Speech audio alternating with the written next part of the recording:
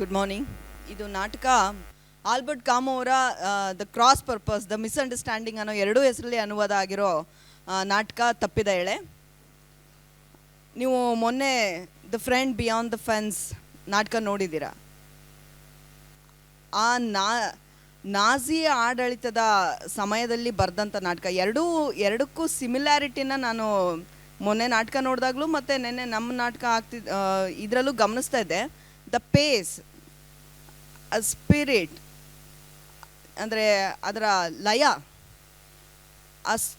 Slow, ಅಂದರೆ ಒಂಥರ ಜೀವಂತಿಕೆ ಇಲ್ಲದ ಜಾಗದ ಬರಡು ಜೀವನ ಹೇಗಿರಬಹುದು ಅನ್ನೋದು ಎರಡೂ ನನಗೆ ಹೋಲಿಕೆಗಳು ಮೊನ್ನೆ ನಾಟಕ ನೋಡ್ತಿದ್ದಾಗಲೂ ಅನ್ನಿಸ್ತಿತ್ತು. ಆ ವಾತಾವರಣ ಭಾಳ ಕಾಡುವಂಥದ್ದು.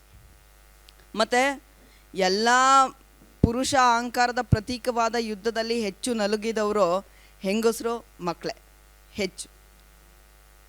ಅದು ಇವತ್ತಿನ ಪ್ಯಾಲೆಸ್ಟೈನ್ ಯುದ್ಧದ ತನಕನೂ ಆಗಿರ್ಬೋದು, ಅಥವಾ ಹಿಂದೆ ನಡೆದ ಯುದ್ಧದ್ದಾಗಿರ್ಬೋದು, ಅಲ್ಲಿಂದ ಇಲ್ಲಿ ತನಕ ಹೆಚ್ಚು ಯುದ್ಧದಲ್ಲಿ ನರಳ್ತಾ ಬಂದವರು ಹೆಂಗಸರು ಮತ್ತು ಮಕ್ಕಳೇ. ಈಗ ನಾಟಕದ ಇವಾಗ ಆಲ್ರೆಡಿ ಹೆಣ್ಣು ಪಾತ್ರ ಹುಡುಗರು ಮಾಡಿದಾಗ ಒಂದಷ್ಟು ಸ್ಟೀರಿಯೋ ಟೈಪ್ಗಳನ್ನ ನಾವು ಮಾಡ್ತೀವಿ. ಸೊ ನಾನು ಮಾಡಿರ್ಬೋದು ನಿನ್ನೆ. ಆ ಸ್ಟೀರಿಯೋ ಟೈಪ್ಗಳನ್ನು ತಪ್ಪಿಸೋದು, ತುಂಬ ಸ್ಟೀರಿಯೋ ಟೈಪ್ಗಳನ್ನು ಎಕ್ಸಾಜರೇಟ್ ಮಾಡೋದು, ಮತ್ತು ಆ್ಯಕ್ಚುಲಿ ಫೆಮಿನಿನ್ ಅಂದರೆ ಏನು, ಅಥವಾ ಹೆಣ್ಣು ಪಾತ್ರ ಗಂಡು ಪೋಟ್ರೆ ಮಾಡೋದು ಅಂದರೆ ಏನು ಅನ್ನೋ ಡಿಸ್ಕಷನ್ ಮಾಡ್ತಿದ್ವಿ ತುಂಬ. ಒಂದು ಮೇಜರಾಗಿ ನಾವು ಗಮನಿಸ್ತಿದ್ದು ಆ ಸ್ಟೀರಿಯೋ ಟೈಪ್ಗಳನ್ನು ಮಾಡಬಾರ್ದು ಅನ್ನೋದು. ಹಾಗಿದ್ರೆ ಮಾಡಬಾರ್ದು ಅಂತಂದರೆ ಹೊಸದೇನು, ಅದು ನಮಗೂ ಗೊತ್ತಿರಲಿಲ್ಲ ಮತ್ತು ಇನ್ನೂ ಗೊತ್ತಾಗ್ತಿದೆ. ಮೊನ್ನೆ ಶೋ ಅಂದರೆ ಮಂಗಳೂರಿನ ಶೋ, ಈ ಶೋ ಹೋಗ್ಬೋದು. ಆ ಪ್ರೋಸೆಸ್ನಲ್ಲಿ ಹೊಸ ಜೆಸ್ಚರು, ಪೋಸ್ಚರು ನನ್ನ ಬಾಡಿಗೆ, ಅಂದರೆ ಈ ಆ್ಯಕ್ಟರ್ನ ಬಾಡಿಗೆ ಒಂದು ಅಂತ ಇದು ಅಟೆಂಪ್ಟ್ಗಳನ್ನು ಮಾಡಿದ್ವಿ ಆ ಇದರಲ್ಲಿ.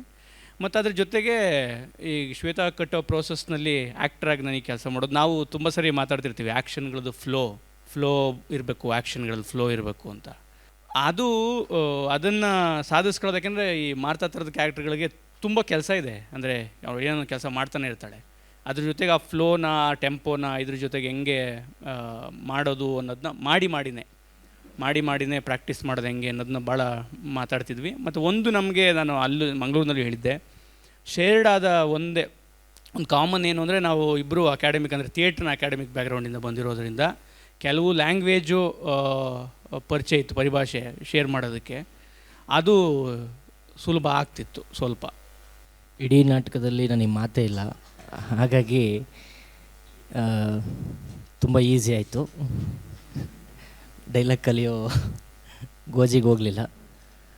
ಇದೊಂಥರ ಹೊಸ ಎಕ್ಸ್ಪೀರಿಯೆನ್ಸು.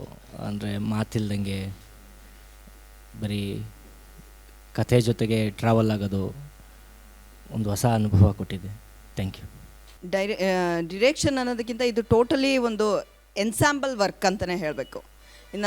ನಾನು ಏನೋ ಡೈರೆಕ್ಟ್ ನಾವೊಂದು ಥೀಮು ಮತ್ತು ರಿದಮ್ಮು, ಫ್ಲೋಯಿಂಗ್ ಆಫ್ ಆ್ಯಕ್ಷನ್ನು ಅದನ್ನು ಮಾತ್ರ ಕಟ್ತಾ ಹೋಗಿದ್ಬಿಟ್ರೆ, ಇದು overall structure it's an ensemble work with an actors. ನಿಮಗೆಲ್ಲ ಗೊತ್ತಾಗಿರಬೇಕು, ನಾನು ಮರಿಯ ಕ್ಯಾರೆಕ್ಟರ್ ಮಾಡಿರೋದು. ಏನು ಮಾತಾಡ್ಬೇಕು ಅಂತ ಗೊತ್ತಾಗ್ತಿಲ್ಲ. ನೀವೇನಾದರೂ ಪ್ರಶ್ನೆ ಕೇಳಿದ್ರೆ ನಾವೇನಾದರೂ ಮಾತಾಡ್ಬೋದು. ಈಗ ನಾವು ನಾಟಕ ಕಟ್ಟೋದ್ರ ಬಗ್ಗೆ, ಅಂದರೆ ನಾವು ಹೇಗೆ ನಾಟಕ ನಾವು ತಯಾರು ಮಾಡಿದೀವಿ ಅನ್ನೋದ್ರ ಬಗ್ಗೆ ಹೇಳ್ಬೋದು ಅಷ್ಟೇ. ಶ್ವೇತಕ್ಕನ ಹತ್ರ ನಾನು 2 ನಾಟಕ ಆಯ್ತು ಮಾಡೋಕ್ಕೆ. ಒಂದು ಉಪ್ಪು ನಾಟಕ ಮಾಡಿದ್ದೆ ಶಿವಮೊಗ್ಗ ರಂಗಾಯಣದಲ್ಲಿ, ನಾನು ಕಲಾವಿದೆಯಾಗಿರಬೇಕಾದ್ರೆ. ನಂತರ ಈಗ ತಪ್ಪಿದ ಎಳೆ ನಾಟಕ ಮಾಡ್ತಿರೋದು. ನನಗೆ ಈ ನಾಟಕ ಮಾಡಿರೋದ್ರಿಂದ ಭಾಳ ಖುಷಿ ಕೊಟ್ಟಿದೆ. ಯಾಕಂದರೆ ಲಕ್ಷ್ಮಣ ಸರ್ ಜೊತೆ ಆಗಿರ್ಬೋದು, ಮತ್ತು ಶ್ವೇತಕ್ಕನ ಜೊತೆ ಆಗಿರ್ಬೋದು ಕೆಲಸ ಮಾಡೋಕ್ಕೆ ನನಗೆ ಭಾಳ ಇಷ್ಟ. ನಾನು ಯಾವಾಗಲೂ ಆಸೆ ಪಡ್ತಾ ಇದ್ದೆ ಇವ್ರ ಜೊತೆ ವರ್ಕ್ ಮಾಡಬೇಕು ಅಂತ. ಅದು ಮತ್ತೆ ಅವಕಾಶ ಸಿಕ್ಕಿತ್ತು. ಆಮೇಲೆ ಲಕ್ಷ್ಮಣ ಸಾರು ಜಂಗಮ ಕಲೆಕ್ಟಿವ್ ನನಗೆ ಕರೆದಿರಬೇಕಾದಾಗ ನನಗೆ ಭಾಳ ಖುಷಿಪಟ್ಟಿದ್ದೆ ಆ್ಯಕ್ಚುಲಿ. ಅಂದರೆ ಪರವಾಗಿಲ್ಲ, ಮತ್ತು ನಾನು ಕರ್ನಾಟಕದಲ್ಲಿರಬಹುದು ಮತ್ತು ವರ್ಕ್ ಮಾಡ್ಬೋದು ರಂಗಭೂಮಿಯಲ್ಲಿ ಗಟ್ಟಿಯಾಗಿ ಅಂತ ಅನಿಸಿದ್ದು. ಖುಷಿ ಆಯಿತು ಇವ್ರ ಜೊತೆ ಕೆಲಸ ಮಾಡಿದ್ರಿಂದ. Thank you. ಏನಿಲ್ಲ, ನೀವು ಮಾತಾಡಿ ನಾನು ಮಾತಾಡ್ತೀನಿ ಅಷ್ಟೇ.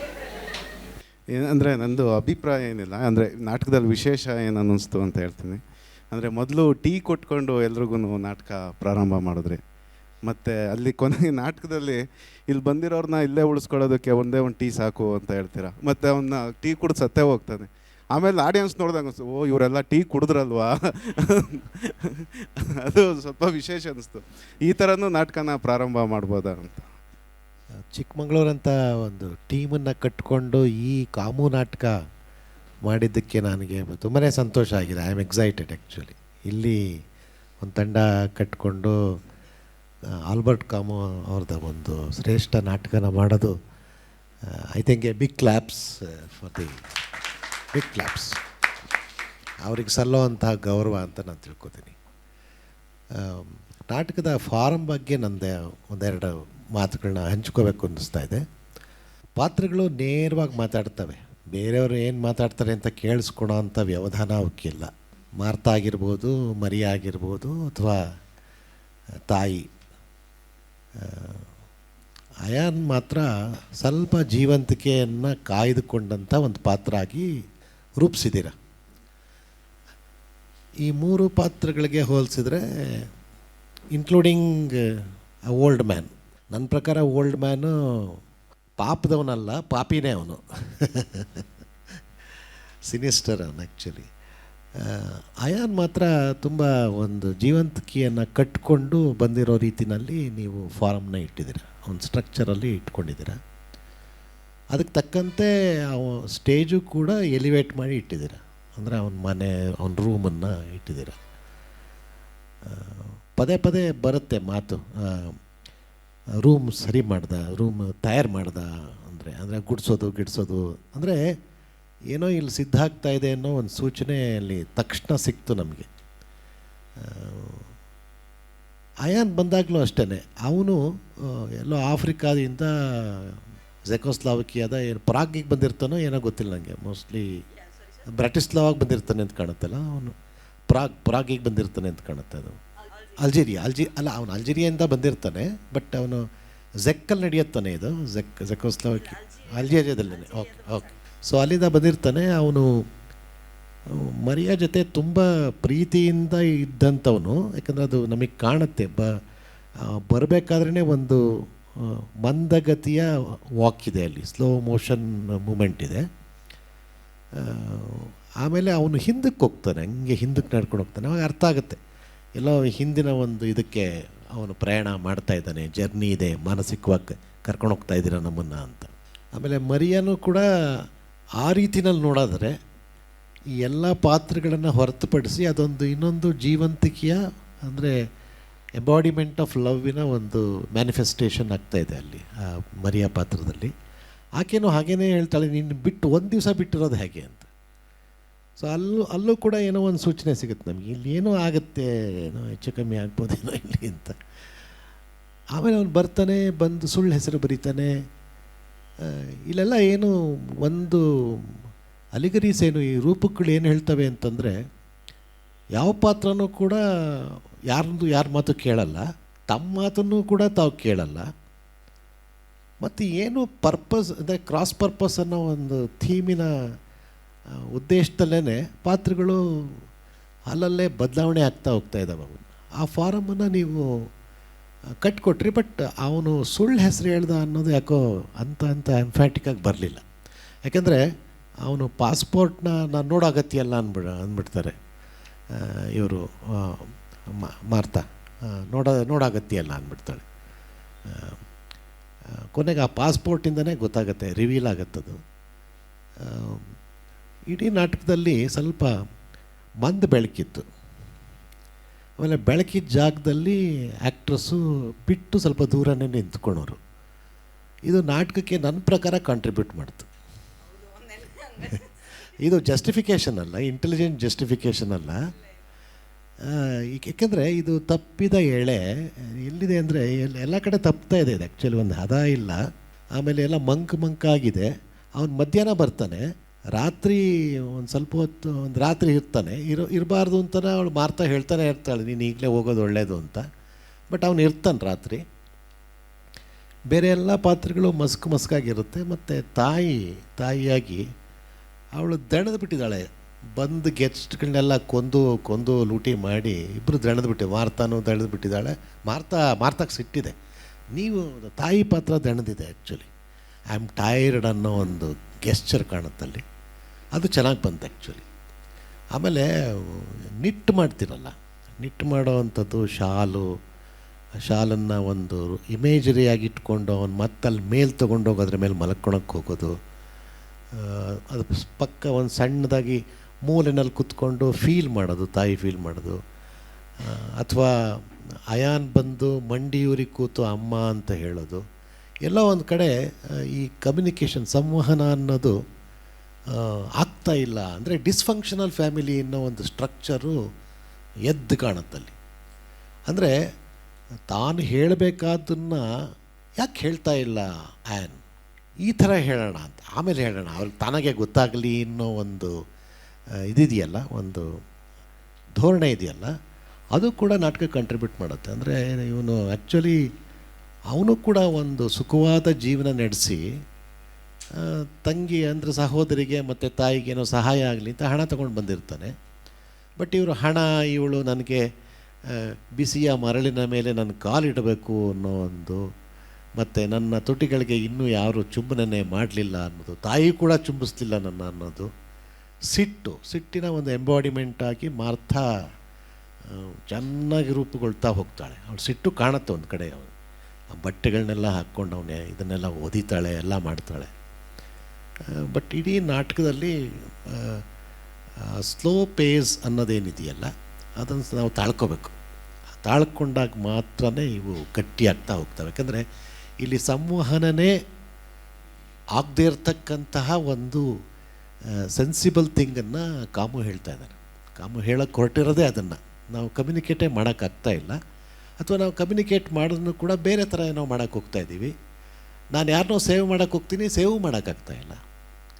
ಸೊ ಈ ಥರದ ಒಂದು ಡಿಸ್ಟಾರ್ಟೆಡ್ ಕಮ್ಯುನಿಕೇಟಿವ್ ಸಿಸ್ಟಮ್ನ ನಾವು ಕಂಟೆಂಪ್ರರಿಯಾಗಿ ಕೂಡ ಯೋಚನೆ ಮಾಡ್ಬೋದು. ಸೊ ಆ ಕಾರಣದಿಂದ ಈ ನಾಟಕ ತುಂಬಾ ಗಮನವಾದ ಒಂದು ಪ್ರಯೋಗ ಅಂತ ನಾನು ಅಂದ್ಕೊಂಡಿದ್ದೀನಿ. ಇನ್ನೂ ಸ್ವಲ್ಪ ಒಂಚೂರು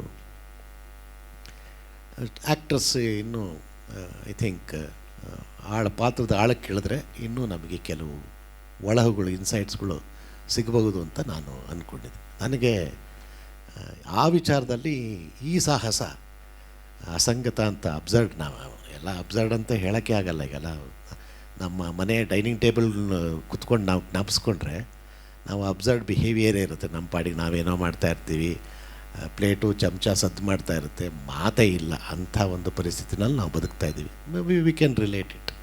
ಸೊ ಕಂಗ್ರ್ಯಾಚುಲೇಷನ್ಸ್, ಚೆನ್ನಾಗಿತ್ತು. Thank you. ನಾಟಕದ ತಂಡಕ್ಕೆ ಶುಭಾಶಯಗಳು. ಸಂಧ್ಯಾ ನಮ್ಮೂರಿನ ಸವಿತಾ ರಾಣಿ ನಮ್ಮೂರು, ಶ್ವೇತಾ ರಾಣಿ ಸರ್ ನಮ್ಮೂರಿನ ಹುಡುಗಿ ಈಗ. ಹಾಗಾಗಿ ಭಾಳ ಪ್ರೀತಿಯ ಅಭಿಮಾನದ ಧನ್ಯವಾದವನ್ನು ಒಂದು ಹೇಳ್ತೇನೆ. ಮೊದಲು ಇಡೀ ನಾಟಕ ಒಂದು ಸ್ತ್ರೀಯರೊಳಗಿರಬಹುದಾದ ಅತ್ಯಂತ ಉತ್ಕಟ ತುಮಲಗಳನ್ನು ಭಾಳ ಚೆಂದಾಗಿ ತೋರಿಸಿದೆ. ಅದು ಭಾಳ ಅಗಾಧವಾಗಿರ್ತಕ್ಕಂಥ ಆ ಸಂಕಟಗಳು, ಯಾತನೆಗಳಿದಾವಲ್ಲ, ಬಹುತೇಕ ಭಾಳಷ್ಟು ಬಾರಿ ಆಕೆ ಅದನ್ನು ತೋರಿಸ್ಕೊಳ್ಳೋಕ್ಕೆ ಆಗೋದಿಲ್ಲ. ಅಂಥ ಸಂದರ್ಭದೊಳಗೆ ಆಕೆ ಒಳಗೆ ಆಗಬಹುದಾದ ಚಟಪಟಿಕೆ ಇದೆಯಲ್ಲ, ಅದನ್ನು ತುಂಬ ಚೆಂದಾಗಿ ತೋರಿಸಿದ್ದೀರಿ. ನನಗೆ ಅದನ್ನು ಭಾಳ ಖುಷಿ ಅನ್ನಿಸ್ತು. ಭಾಳಷ್ಟು ಒಂದು ವರ್ತಮಾನದ ಸೀನಿಗೂ ಮತ್ತೊಂದು ವರ್ತಮಾನದ ಸೀನಿಗೂ ಭಾಳ ಸ್ವಲ್ಪ ಗ್ಯಾಪ್ ಕಾಣ್ತಾ ಇತ್ತು ನನಗೆ ಭಾಳ ಸರಿ. ಸಂಗೀತ ಬೇಕಿತ್ತು ಅಂತ ಅನ್ನಿಸ್ತು. ಯಾಕೆಂತಂದರೆ ಒಂದು ಹೆಣ್ಣಿನ ಆ ತುಮಲವನ್ನು ತೋರಿಸುವಾಗ, ಚಟಪಟಿಕೆಯನ್ನು ತೋರಿಸುವಾಗ, ಅಸಹನೆಯನ್ನು ತೋರಿಸುವಾಗ ಎಲ್ಲೋ ಒಂದು ಕಡೆ ಅದಕ್ಕೆ ಪೂರಕವಾಗಿರ್ತಕ್ಕಂಥ ಒಂದು ಸಂಗೀತ ಇದ್ದಿದ್ರೆ ಸ್ವಲ್ಪ ಇನ್ನೊಂದಷ್ಟು ನಮ್ಮನ್ನು ಆಪ್ಟಾಗಿ ಅದನ್ನು ಒಂದು ರೀತಿ ಸೇರಿಸ್ಲಿಕ್ಕೆ ಸಾಧ್ಯ ಆಗ್ತಿತ್ತು ಅಂತ ಒಂದು ಸಣ್ಣ ಆಲೋಚನೆ ನನಗದಷ್ಟೆ. ಸರ್ ಹೇಳಿದಾಗೆ ಭಾಳ ನಾಟಕ ಹೇಳೋದೆ ಮುಖವಾಡಗಳನ್ನು ಅಲ್ವಾ. ಭಾಳ ಮುಖ್ಯವಾಗಿ ಮನುಷ್ಯ ಬಹಳ ಸ್ಪಷ್ಟವಾಗಿ ಮುಖವಾಡಗಳನ್ನೇ ಧರಿಸಿಕೊಂಡಿರ್ತಾನೆ. ಆದರೆ ಪ್ರತಿಯೊಬ್ಬರ ಮುಖವಾಡಗಳು ಹೇಗೆ ಭಿನ್ನ ಅನ್ನುವಂಥದ್ದನ್ನು ಭಾಳ ಪ್ರತಿ ಪಾತ್ರಗಳು ಕೂಡ ಭಿನ್ನವಾಗಿ ಅವರವರ ಮುಖವಾಡಗಳನ್ನು, ಒಳಗಿನ ಮುಖವಾಡ ಬೇರೆ, ಹೊರಗಿನ ಮುಖವಾಡಗಳು ಬೇರೆ, ಇವುಗಳನ್ನು ತುಂಬ ಚೆಂದಾಗಿ ಒಂದು ರೀತಿ ಕಾಣ್ತು. ಒಂದು ಬೆಳಕಿನ ಸಂಯೋಜನೆ ಇನ್ನೊಂದಷ್ಟು ಬೇಕಿತ್ತೇನೋ ಅಂತ ಬೇರೆ ಸಂದರ್ಭಗಳಲ್ಲಿ, ಎಲ್ಲ ಸಂದರ್ಭ ಅಲ್ಲ, ಒಂದು ವಸತಿ ಗೃಹ ಹೇಗಿರ್ತದೆ ಅದು ಸರಿ ಇದೆ ಆ ಬೆಳಕು, ಆದರೆ ಬೇರೆ ಸಂದರ್ಭಗಳಲ್ಲಿ ಬೆಳಕನ್ನು ಒಂದಷ್ಟು ಬಳಸ್ಬೋದಿತ್ತೇನೋ ಅಂತ, ಒಂದೆರಡು ಮೂರು ಕಡೆ ಬಳಸ್ಬೋದಿತ್ತು ಆ ಥರದ ಬೆಳಕುಗಳನ್ನು ಅಂತ. ಒಂದು ಭಾಳ ಚೆಂದಾಗಿ ಮಾಡಿದ್ದೀರಿ. ಒಂದು ಈ ಕಾಲಕ್ಕೂ ಕೂಡ ಮಹಿಳೆಯ ಒಳಗಿರಬಹುದಾದ ಒಂದು ರೀತಿಯ ತನ್ನೊಳಗೆ ಇರಬಹುದಾದಂಥ ತುಮಲುಗಳನ್ನು ಭಾಳ ಚೆಂದಾಗಿ ಒಂದು ರೀತಿ ತೋರಿಸ್ಕೊಟ್ಟಿದ್ದೀರಿ. ಹಾಗಾಗಿ ವಿಶೇಷ ಧನ್ಯವಾದ. ಇನ್ನೊಂದಷ್ಟು ಇದು ಎಷ್ಟನೇ ಪ್ರದರ್ಶನ ನನಗೆ ಗೊತ್ತಿಲ್ಲ, ಇದು ಈಗ 2. ಹಾಗಾಗಿ ಇನ್ನೊಂದು 1-2ರೊಳಗೆ ಬಹುಶಃ ಈ ಥರದ್ದೆಲ್ಲ ಇನ್ನೊಂದಷ್ಟು ಮಾಡಿಫೈ ಆಗಿ ಏನಾದರೂ ಹೊಸ ರೂಪವನ್ನು ಬರ್ಬೋದು ಅಂತ. ಒಂದು ಮತ್ತೊಮ್ಮೆ ನಾನು ಪ್ರತಿ ದಿವಸ ಹೇಳ್ತೇನೆ, ಚಿಕ್ಕಮಂಗ್ಳೂರನ್ನ ನಾನು ಭಾಳ ಸರಿ ಭಾಳ ಸಭೆಗಳಲ್ಲಿ ಹೇಳ್ತೇನೆ, ಇದು ಒಮ್ಮೆ ಪ್ರತಿಕ್ರಿಯಿಸ್ತದೆ, ಒಮ್ಮೊಮ್ಮೆ ಪ್ರತಿಕ್ರಿಯಿಸೋದೂ ಇಲ್ಲ. ಇದು ಈ ಊರಾಗೆ ಇದು, ಯಾಕಂದ್ರೆ ನಾನು ಈ ಊರಿನವನಾಗಿ ನಾನು ಒಂದು 33 ವರ್ಷದ ಚಳುವಳಿಗಳ ಜೊತೆ ಬಂದಿರೋದು ಭಾಳ ನೋವಿನ ಸಂಗತಿ ಅಂತಂದರೆ, ಒಂದು ರಂಗ ಚಳುವಳಿ ನಡೆಯುವಾಗ ಈ ಊರು ಸುಮ್ಮನೆ ಏನೋ ಗೊತ್ತಿಲ್ಲದಾಗೆ ಕೂರೋದಿದೆಯಲ್ಲ, ಇದು ಒಂದು ರೀತಿ ನಮಗೆ ಭಾಳ ಸಂಕಟವನ್ನು ತರ್ತದೆ. ಆದರೆ ಇಂಥ ಸಂಕಟಗಳ ನಡುವೆ ಪ್ರಕಾಶ್ ರಾಜ್ಗೆ ನಾನು ಮತ್ತೆ ಯಾಕೆ ಕೃತಜ್ಞತೆಯನ್ನು ಹೇಳ್ತೇನೆ ಅಂತಂದರೆ, ಒಂದು ಇವರು ದೇವನೂರು ಹೇಳುವಾಗ ಎದೆಗೆ ಬಿದ್ದ ಅಕ್ಷರ ಇಂದಲ್ಲ ನಾಳೆ. ಹಾಗಾಗಿ ಬಹುಶಃ ಇವತ್ತು ಬಿತ್ತುವ ಬೀಜ ಇಲ್ಲೊಂದು ಕಸುವನ್ನು ಮತ್ತೆ ಹುಟ್ಟಲಿಕ್ಕೆ ಪ್ರಾರಂಭ ಮಾಡಲಿಕ್ಕೆ ಸಾಧ್ಯ ಆಗ್ಬೋದು. ಹಾಗಾಗಿ ಮತ್ತೊಮ್ಮೆ ನಿರ್ದಿಗಂತಕ್ಕೆ ವಿಶೇಷ ಶುಭಾಶಯವನ್ನು ಹೇಳ್ತೇನೆ. ಧನ್ಯವಾದ. ನಮ್ಮ ನಾಟಕ ಚೆನ್ನಾಗಿ ಮೂಡ್ ಬಂತು. 3 ಕ್ವಶನ್ ಅಲ್ಲ, ಅದ್ರ ಮೇಲೆ ನೀವು ಒಂಚೂರು ಎಕ್ಸ್ಪ್ಯಾಂಡ್ ಮಾಡ್ತೀರೇನೋ ಅಂತ. ಒಂದು, ಅವರು ಕೇಳಿರೋ ಮ್ಯೂಸಿಕ್ ಸಂಗೀತಕ್ಕೆ ಸಂಬಂಧಪಟ್ಟಂಗೆ ಅದು ನೀವು ಕಾನ್ಸಿಯಸ್ ಆಗಿ ಚಾಯ್ಸ್ ಮಾಡಿದ್ದೀರಾ, ಅಥವಾ ಪ್ರೊಸೆಸಲ್ಲಿ ಆಗ್ತಾ ಆಗ್ತಾ ಬೇಡ ಅಂತ ಅನ್ನಿಸ್ತಾ, ಅಥವಾ ಅದ್ರ ಹಿಂದೆ ಏನು ಕಾರಣ ಇತ್ತು ನೀವು ಸಂಗೀತವನ್ನು ಬಳಸದೇ ಇದ್ದಿದ್ದಕ್ಕೆ? ಒಂದು.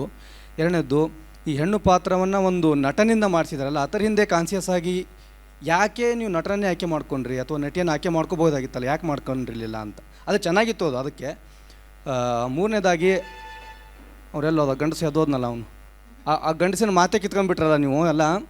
ಅದು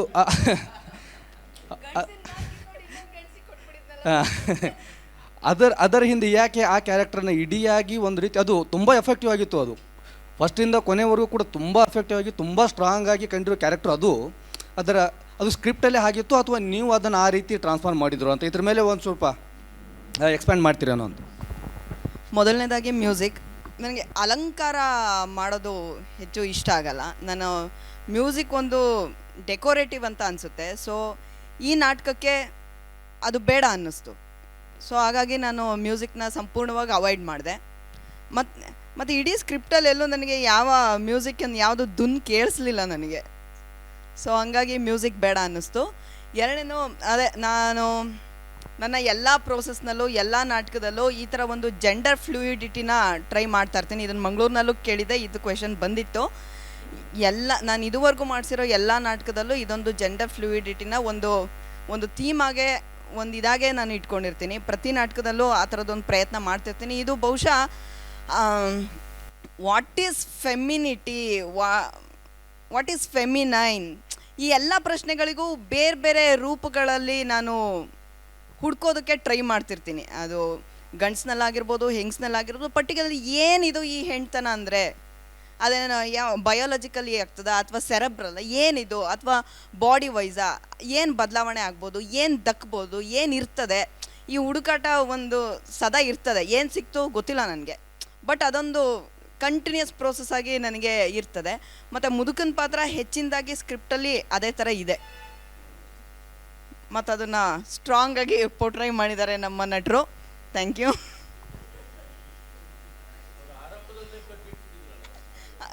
ಅದು ಇಡೀ ನಾಟಕದಲ್ಲಿ ಒಂದು ಹೋಪಿನ ಮೆಟಾಫರ್ ಆಗಿ ಅವರು ಕಾಮೋ ಅದನ್ನು ಚಿತ್ರಿಸಿದ್ದಾರೆ. ಆ ಹೋಪನ್ನ ಇಲ್ಲಿ ಮಾಡಬೇಕಾದ್ರೆ ಅದು ಒಂದು ಕೈ ಕಟ್ಟಾಕಿರುವಂಥ ಅದು ಹೋಪೇ ಕಳೆದೋಗಿರೋ ಅಂಥದ್ದು. ಹೋಪ್ ಕೊಡಲ್ಲ, ಅದು ಹೋಪೇ ಅಲ್ಲ. ಅದು 28 ಇನ್ನೊಂದು 4 ಸೀನು ರಿವೈಸ್ ಮಾಡಿ ಓಲ್ಡ್ ಮ್ಯಾನನ್ನು ರಿವೈಸ್ ಮಾಡ್ತಾರೆ ಆ್ಯಕ್ಚುಲಿ. ಸೊ ನೀವು ಯಾವ ಸ್ಕ್ರಿಪ್ಟನ್ನ ಆರಾಮಿತ್ರ ಅವ್ರು ಯಾವ್ದು ಮಾಡಿದ್ರೋ ಗೊತ್ತಿಲ್ಲ, ಬಟ್ ಏನು ಮಾಡ್ತಾನೆ ಮಾರ್ತಾ ಅವನ ಪಾಸ್ಪೋರ್ಟ್ ನೋಡ್ಲಿಕ್ಕೆ ಪ್ರಯತ್ನ ಪಟ್ಟಾಗ ಹಳೆ ಮುದುಕ ಅವಳನ್ನ ಡಿಸ್ಟ್ರ್ಯಾಕ್ಟ್ ಮಾಡ್ತಾನೆ, ನೋಡ್ದಂಗೆ ಮಾಡ್ತಾನೆ ಅವನು.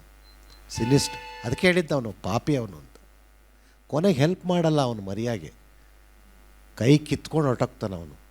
ಅವಳು ಹೇಳ್ತಾಳೆ ದೇವರ ಕರುಣೆ ನಿಮ್ಮ ಮೇಲೆಲ್ಲ ಇರಲಿ ಅಂತ. ಸೊ ಅಲ್ಲೆಲ್ಲ ಒಂದೆಲ್ಲೋ ಮೊರಲ್ ಅಂದರೆ ನೀತಿಯ ಒಂದು ಪಾಠನೂ ಕೂಡ ಕಾಮೋ ಹೇಳ್ತಾನೆ. ಅದು ಆ್ಯಕ್ಚುಲಿ 1958 ಮಾಡಿದ್ರು ಅದನ್ನು. ಆ್ಯಕ್ಚುಲಿ ಯಾಕೆ ಮಾಡಿದ್ರೋ ಗೊತ್ತಿಲ್ಲ. ಸೊ ಈ ನಾಟಕಕ್ಕೆ ಇನ್ನೊಂದು ಕಾಂಟೆಕ್ಸ್ಟ್ ಅಂದರೆ ನಾವು ಅದ್ರ ಬಗ್ಗೆ ಮಾತಾಡ್ತಿರೋದ್ರಿಂದ ಹೇಳ್ತೀನಿ. ಕಾಮುಗೆ ತುಂಬ ಪ್ರಭಾವಿಸಿದ ರೈಟ್ರ್ಗಳಲ್ಲಿ ದಾಸ್ತೋಸ್ಕಿ ಒಬ್ಬ. ಅವನು ಕಾಮು ಒಬ್ಬ ರಂಗ ನಿರ್ದೇಶಕ ಕೂಡ ಆಗಿರ್ತಾನೆ. ದಾಸ್ತೋವ್ಸ್ಕಿಯ ದ ಪೊಸೆಸ್ಡ್ ಅಂತ ಒಂದು ಕಾದಂಬರಿ, ಆ ಕಾದಂಬರಿಯನ್ನು ಅವನು ನಾಟಕ ಮಾಡ್ತಾನೆ. ಡಿಮನ್ಸ್ ಅಂತ ಬರೆದಿರ್ತಾನೆ ದಾಸ್ತೋವ್ಸ್ಕಿ. ಪೊಸೆಸ್ಡ್ ಅನ್ನೋ ನಾಟಕ ಮಾಡಿ ಅದನ್ನು ನಾಟಕ ಮಾಡಿರ್ತಾನೆ. ಹಂಗಾಗಿ ಅವನು ಥ್ರೂಔಟ್ ಎಲ್ಲದರಲ್ಲೂ ಅಪರಾಧ ಮತ್ತು ಶಿಕ್ಷೆ, ಕ್ರೈಮ್ ಆ್ಯಂಡ್ ಪನಿಷ್ಮೆಂಟ್ ಅನ್ನೋದ್ರ ಬಗ್ಗೆ ತುಂಬ ದೊಡ್ಡ ಇದನ್ನು ಮಾತುಕತೆ ನಡೀತಿರ್ತದೆ. ಮತ್ತು ಆ ಟೈಮ್ನಲ್ಲಿ ಸಾರ್ತ್ರು ಮತ್ತು ಸಿಯಂಬೊಬೋವ ಇದ್ದಿದ್ದರಿಂದ ಎಕ್ಸಿಸ್ಟೆನ್ಷಿಯಲಿಸಮು ಮತ್ತು ಸೆಕೆಂಡ್ ಸೆಕ್ಸ್ ಬಂದಂಥ ಟೈಮು ಆಗಿರೋದ್ರಿಂದ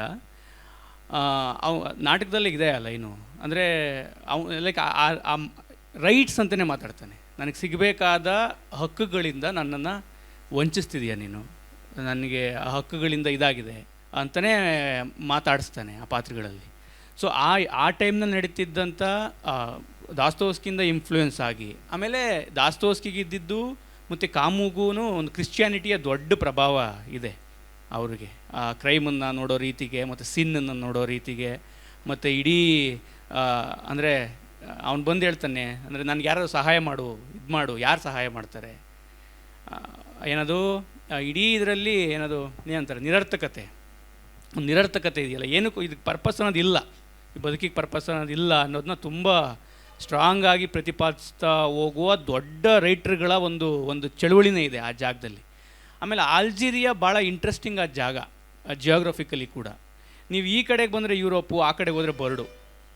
ಅವನು ಬಹುಶಃ ಕಾಮು ಭಾಳ ಚೆನ್ನಾಗಿ ಬರೀತಾನೆ. ಏನು ಅಂದರೆ ನಾನು ಹುಟ್ಟಿದ್ದು ಬಡತನ ಮತ್ತು ಸಮುದ್ರಗಳ ಜೊತೆ ಅಂತ.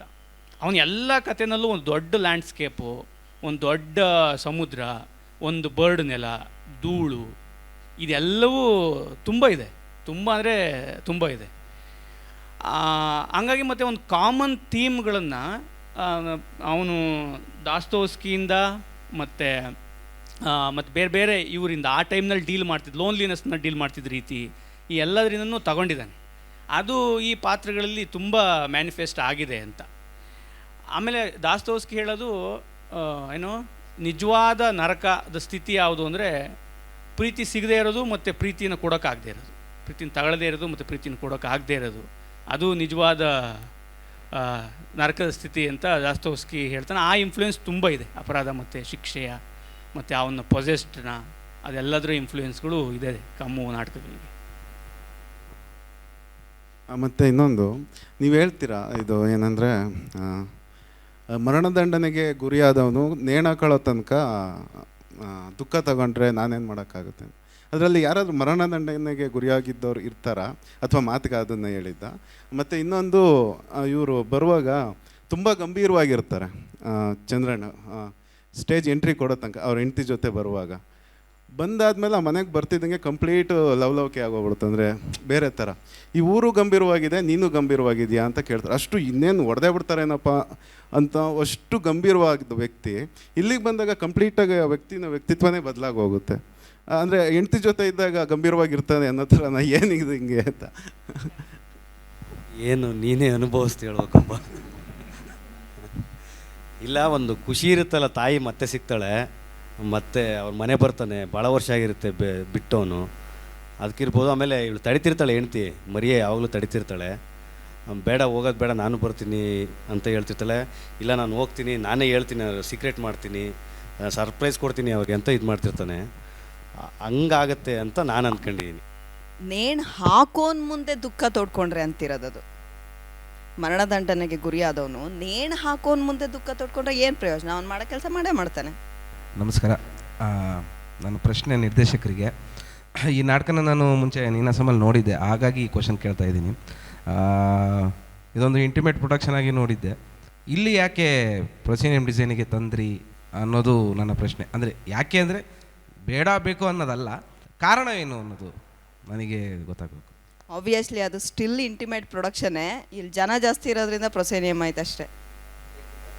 ಟೆಕ್ನಿಕಲ್ ಎರಡು ಮಾತು ನಾನು ನಮ್ಮ ಡೆಲಿಗೇಟ್ಸ್ನಲ್ಲಿರುವ ಹೊಸದಾಗಿ ರಂಗಭೂಮಿಗೆ ಬಂದ ಹುಡುಗರನ್ನು ಗಮನದಲ್ಲಿಟ್ಟುಕೊಂಡು ನಾನು ಇದನ್ನು ಹೇಳ್ತಾ ಇದ್ದೇನೆ. ಅಂದರೆ ನೀವು ಇದರಲ್ಲಿ ಪಾಲ್ಗೊಳ್ಳೋದಕ್ಕೆ ಬೇಕಾಗುವ ಭೂಮಿಕೆಗೆ ಸಂಬಂಧಪಟ್ಟ ಹಾಗೆ ನಾವೆಲ್ಲ ಗಮನಿಸ್ತಾ ಇರ್ಬೋದು. ನಮ್ಮ ಸಾಹಿತ್ಯದ ಚರಿತ್ರೆಯಲ್ಲಿಯೂ ಸ್ಥೂಲವಾಗಿ ಆರಂಭ ಘಟ್ಟದಲ್ಲಿ ಬಾಹ್ಯ ವ್ಯಾಪಾರ ಇದೆಯಲ್ಲ, ಜಗತ್ತಿನ ಪರಿಸರ, ಇದು ಆ ವ್ಯಾಪಾರದ ಮೇಲೆ ಹೆಚ್ಚು ಒತ್ತು ಇತ್ತು. ಆ ನಂತರದ ಕಾಲಘಟ್ಟದಲ್ಲಿ ಮನುಷ್ಯನ ಒಳ ವ್ಯಾಪಾರದ ಮೇಲೆ ಹೆಚ್ಚು ಒತ್ತು ಬೀಳೋಕ್ಕೆ ಶುರುವಾಯಿತು. ಅದನ್ನು ನವ್ಯ ಫೇಸ್ ಇಂಥ ಯಾವುದೇ ಕರಿಬೋದು ನಾವು. ಆನಂತರ ಮತ್ತೆ ಚಲನೆ ಶುರುವಾಯಿತು. ಇದು ಮತ್ತೆ ಬಾಹ್ಯ ವ್ಯಾಪಾರಕ್ಕೆ, ವ್ಯವಹಾರಕ್ಕೆ ಸಂಬಂಧಪಟ್ಟ ಒತ್ತು ಬೀಳಕ್ಕೆ ಶುರುವಾಯಿತು. ಇದು ಸ್ಥೂಲವಾಗಿ ಸಾಹಿತ್ಯವನ್ನು ನೋಡಿದರೆ, ಸಾಹಿತ್ಯ ಚರಿತ್ರೆಯನ್ನು ನೋಡಿದರೆ ನಮಗೆ ಗೊತ್ತಾಗತ್ತೆ. ಆದರೆ ಎಲ್ಲ ಕಾಲದಲ್ಲೂ ಹೀಗೆ ಇತ್ತು ಅಂತಲ್ಲ, ಮೇಜರ್ ಆದ ಆರ್ಗ್ಯುಮೆಂಟ್ಗಳೆಲ್ಲ ಆ ಥರ ಇತ್ತು. ರಂಗಭೂಮಿ ಇದು ಎರಡನ್ನೂ ಬೆಸೆಯೋದಕ್ಕೆ ನಿರಂತರವಾಗಿ ಒದ್ದಾಟ ಮಾಡ್ತಾ ಇರುತ್ತೆ.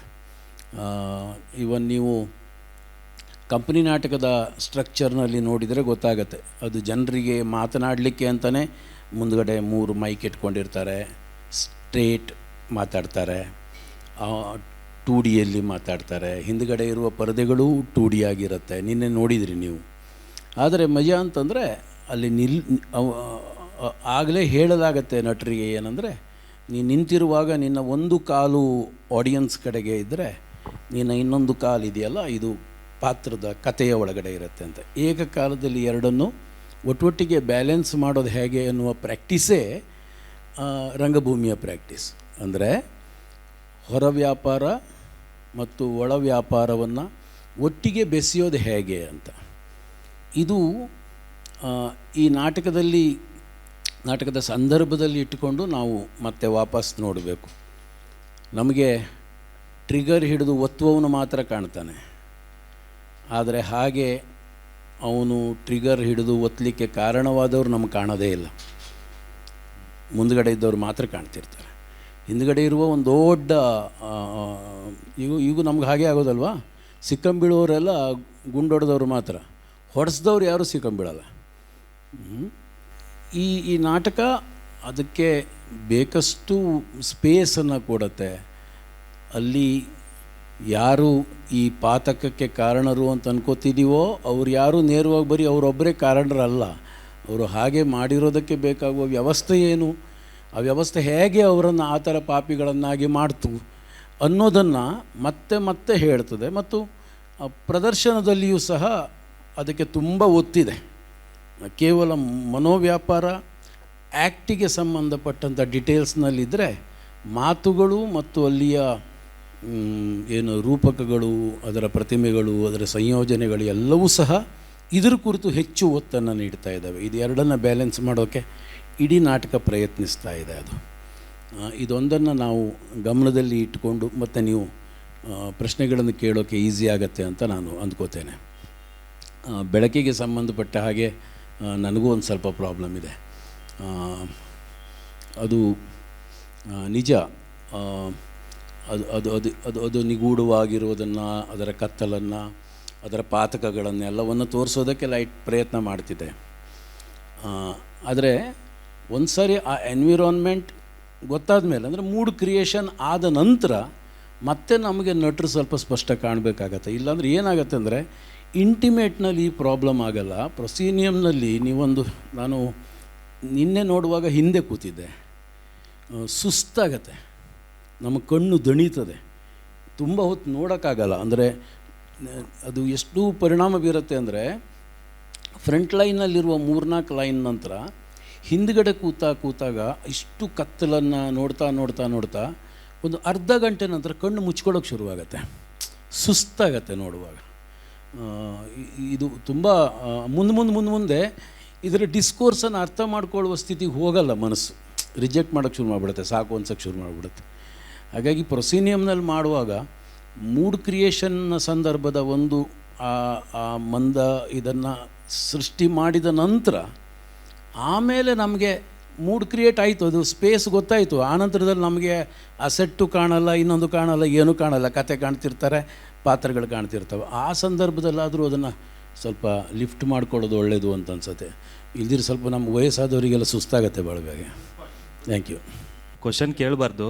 ನಿನ್ನೆ ಒನ್ ಮ್ಯಾನ್ ಶೋ ಮಾಡಿದ್ರಲ್ಲ, ಆ ನಾಟಕದಲ್ಲಿ ಶಾಲ್ ಸುತ್ಕೊಂಡು ಹೊಡೆದ್ಬಿಟ್ಟಿದ್ದಾರೆ, ಕಲರ್ಸ್ ಬಗ್ಗೆ ಎಲ್ಲ ಮಾತಾಡ್ಬಾರ್ದು ಅಂತ. ನಿನ್ನೆ ನಾನು ಪ್ಲೇಯಲ್ಲಿ ಅಬ್ಸರ್ವ್ ಮಾಡಿದ್ದು, ಫಸ್ಟಲ್ಲಿ ಕಟ್ಟಾಕಿರ್ತಾರಲ್ಲ, ಅದರಲ್ಲಿ ಒಂದು 3 ಕಲರ್ಸ್ ಇದ್ವು. ಎಲ್ಲೋ ಫ್ರಾನ್ಸಲ್ಲಿ ನಡೆಯೋ ಕತೆಗೆ ಈ ಕಲರ್ಸ್ ಯಾಕೆ ಇಟ್ಟಿದ್ರಿ?